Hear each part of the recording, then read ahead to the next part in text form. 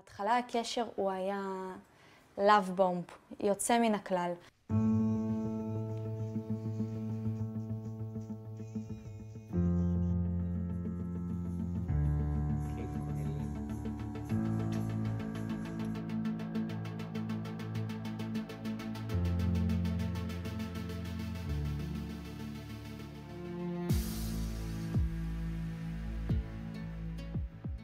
והוא אמר לי, את היחידה שיכולה לעזור לי, את לצידי, את אישה, את תביא לי לגיטימציה.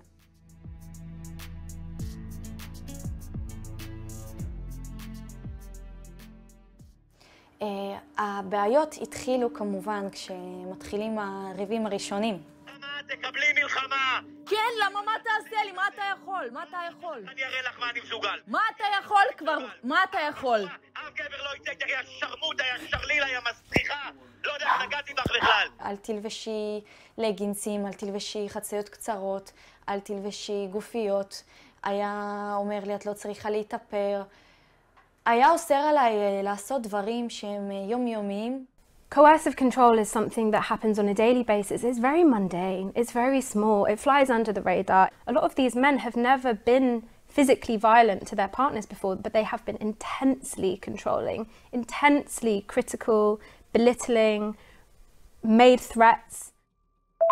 כרגע אני תקוע, מבינה? תקוע, קייט, מבינה במוח הדפוק שלך, המוח של הציפור שלך, אוקיי? זה הכל. אז לא יכול כרגע לצאת מהארץ, לא יכול כרגע מזה, אין לי כסף. היה לילה אחד שאמרתי, זהו, אני עוזבת, אני לא יכולה, התחלתי לאסוף את הדברים שלי.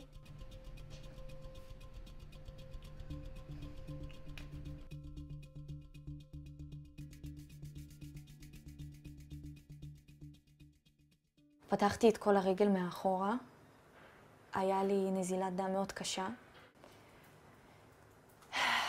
אני כבר הייתי מתה, אני כבר הייתי... וואו, אני כבר הייתי... נראה לי כבר על סף התאבדות.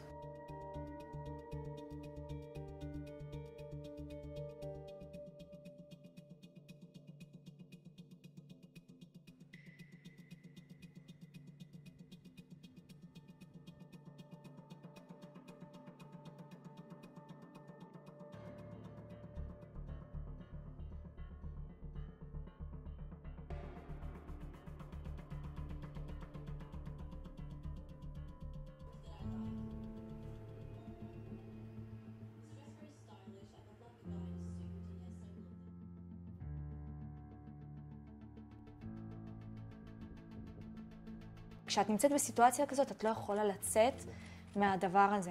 אז לפעמים אם אולי תשמע אותי או תראה מה אני חוויתי ותראה איך אני קמתי ושאני היום יותר חזקה ויפה ממה שהייתי עוד לפניו ואיתו, היא תבין שגם היא מסוגלת.